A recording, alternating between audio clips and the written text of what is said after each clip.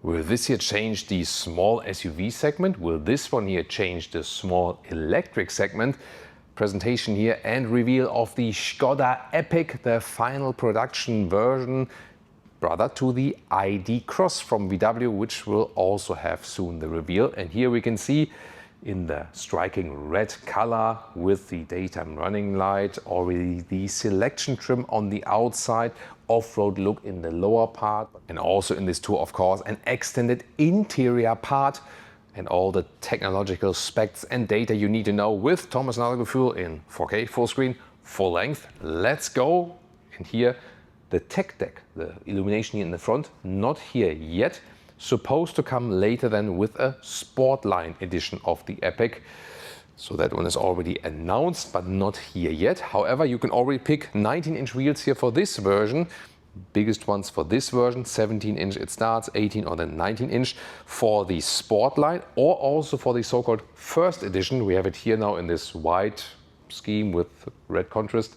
There you can also get 20-inch wheels exclusively. The length here is 4 meters and 17 or 164 inches, so very small, very compact, very prominent C-pillar with the big Skoda lettering. In the lower part, these aerodynamic elements on the one hand, but also they protect against flying stones to the paint, they say. Then modern tail lamp signature and more rugged off-road look. This one here is not rear-wheel drive, so their so far platforms were this new front-wheel based architecture where the Skoda Epiq is on, the ID Cross, these two brothers. Built in northern Spain, and in southern Spain then the Skoda REVEAL and the ID Polo, the normal hatch non-SUV versions. They are all four on the same platform. That is front-wheel drive, but this also allows a big cutout in the rear for the trunk area. Soon going to show that one to you. 55, this one in here is the strongest version, and we have the charging flap on the passenger side in the front because two batteries, either 37 kilowatt hours LFP, or this one here is the 52 kilowatt hour NMC battery, the bigger one, 11 kilowatt AC and 105 kilowatt DC charging. And this one here charges in 24 minutes, 10 to 80% state of charge. You can also check out all the data and spec and so on in our separate data comment and also in the video description. An acceleration figure here for the strongest model, as I said, all front drive, 7.4 seconds. And have they managed to put a Frunk in this one? Let's check it out. First of all, oh, we have gas struts. Look at that, that's nice. And then this is not the final material on the Frunk interior, but this is like the prototype Frunk, and there will be a Frunk, yes. Of course for a charging cable, but you can also use here this snow brush, of course, or when you want to like trim your hair. Meanwhile, and if you put the charging cable in front, they also have, for example, here these cable cleaners. So you put the cable in between here, fix this like this, and then you can like wipe the cable with that. Very interesting. And here it's like, oh, okay. And then here, there we go. Maybe it's faster with a small towel. Yeah, let's see about that. But it's cool that they actually thought about a Frunk. It's actually an option, so you have to go for that one intentionally. Now we can check out the interior. First of all, these are the classic door handles. So I like that they went for the decision here just for the classic door handles. Oh, look at that. There's a cat in this digital background there. Good door closing sound. Also for the rear, and then here inside of the doors, soft touch, structured. Then here this like neoprene-like material. It feels really slick and very nice. It's actually pretty cool. Also good structure here, big door handle from the inside. Classic controls here for the side mirror, also for the windows. No fabric covering at the inside of the doors though. Then this spoke-less steering wheel. This will be different in the later Sportline, for example, to come. Real buttons at the steering wheel, heated steering wheel also available. The digital instruments are here, relatively small. Soft touch on the dashboard. So this is something special because the brothers, like the ID Cross, the ID Polo and also the Skoda REVEAL, they will receive larger digital instruments. Not sure why they went for this decision in here. This is a selection trim level with the loft interior. So here we have gray fabric seats right there, also there, and there are different materials available. There will also be a microfiber seat available in like with the blue brownish mix, and also microfiber in the Sportline in black then later on. And the interesting thing is here you sit 1 centimeter like from the back part, like the pelvis is like a little bit higher like this, you know, so in comparison to the Cupra Raval in the ID Polo. So this SUV platform here, you sit a little bit more upright, and this might be just something, but it is indeed a difference that is notable. Headroom on A9 6'2", enough headroom left, no problem, and steering wheel goes up and down, in and out.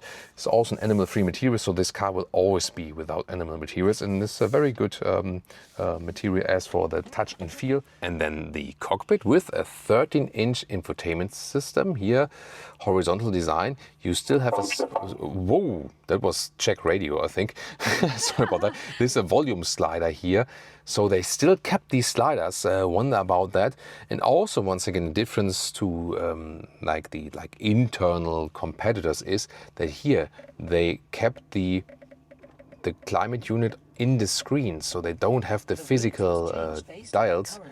You do have some physical hotkeys here in the lower part that you can go to the climate menu, for example, or to the driving modes. This one, by the way, will not receive a DCC. So yeah, I thought that might be an option also on, but this will probably not be available. Here again, you have this nice neoprene-like surface. It feels really, yeah, you gotta try that, I think, at some point. Oh, she has one hand with the light, one with the camera. Yeah, Leah will try that later on, I promise. Then here's soft touch dashboard, Canton sound system. Then in the top part here, inductive charging pad, also ventilate. And then there's like a hole here, because you can put your smartphone upright here, or just put it here or like this. And then you can use this USB-C charging in the lower part and put a cable through this small hole and put it up from the top side. Why not? Cup holders are not adaptive though. Then this one again with the same like slick material. This is actually very interesting, and a lot more space underneath. There's still like some foil in the vehicle here, so for maybe it was a cover for the screen or something like that. Shouldn't fly around here, right? So yeah, there's a lot of space here underneath, and the good thing is here you really have a good position even if you're a tall driver. And even if you compare the like the older platform with rear-wheel drive, I prefer rear-wheel drive in the platform, yes, but for example if you compare like an ID3 or Cupra Born, even here you sit better as for the ergonomics in the vehicle as a tall person. By the way, here on the passenger seat already ISOFIX. This is also then of course good for child seats. Fixed roof is standard. This is the optional glass roof, and this glass roof then is equipped with a shade if it's getting yeah, surprisingly hot, for example. And the steering wheel here once again with real scrollers and real buttons and so on. Instruments, yeah, these are the small instruments. You can't do much with them, that's it. Also no head-up display and so on. And this infotainment system, yeah, you have this menu where you can change the response, the driving response. Then here was the climate unit. These are the car settings, exterior, interior, but this looks actually quite quick. From top down, then you can easily deactivate speed warning and so on. And yeah, there's also Android Auto and Apple CarPlay, of course, available as you're used to. And seat heating is here in the lower left part. Then rear seats here, this is hardback then, but the soft material at least then here at the inside of the doors. Then ISOFIX outside each, and the gray fabric from the seating. This one you can pull down for cup holders. They are not adaptive though. And well, the space you have here for your knees, I mean, it would directly fit for 4 tall adults, but not more, you know, like close but works. And also the same goes for the headroom right here. You have 2 USB-C chargers here.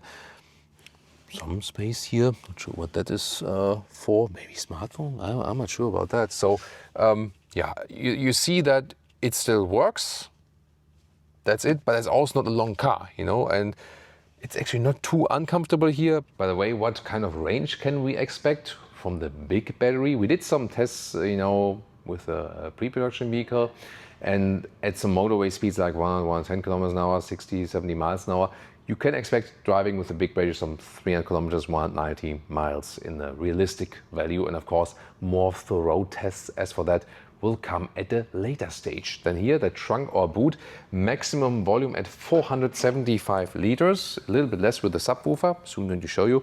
This one also fits in here vertically. Then we have a meter or 40 inches in width. Normal length is about 72 centimeters or 28 inches. Total length here is 1 meters 40, 56 inches. And then this is here a bag for the charging cable, but you can also have the charging cable in the frunk. So this is not really needed, but you can.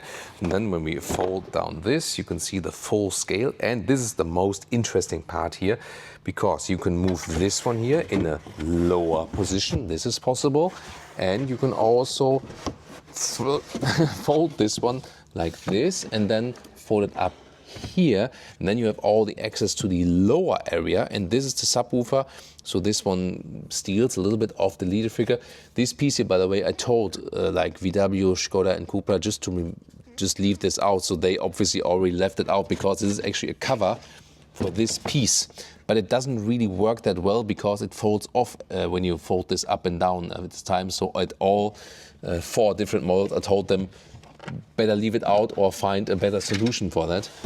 And here obviously they also realized that already. Now deinstalled this cover, so when I put it to the lower position, then you have a total height of 33 inches, 85 centimeters. That's amazing. Or when you put it up like this, then you can also possibly have a plant transport. This is of course cool. And then here you are in the height at 44 inches or 1 meters and 12. I really like that you have a lot of space here in the Skoda Epiq. Starts at about 26,000 euros with the LFP battery. Then later on, of course, bigger battery, higher prices. And if you go big battery, full spec, you can probably go like 30,000 something, 38 or something, moving towards this direction, then full spec and also with the big battery. So the huge of space is good. You sit upright and nice as a tall person. Trunk space, a lot of space there. However, in comparison to the brothers from VW and Cupra, I feel that lacking physical dials at the infotainment system, the small instruments, for example, this is something where the brothers are indeed a little bit better than the Skoda Epiq. Nevertheless, I think it will sell well because of the overall package and the price performance, and that you can use this really like as an overall vehicle. So, oh, I think Leah saw the cat there in this moving background once again, right? Yeah, that's why she signaled me. Tell me what you think about the Skoda Epiq, and now tune into the brothers.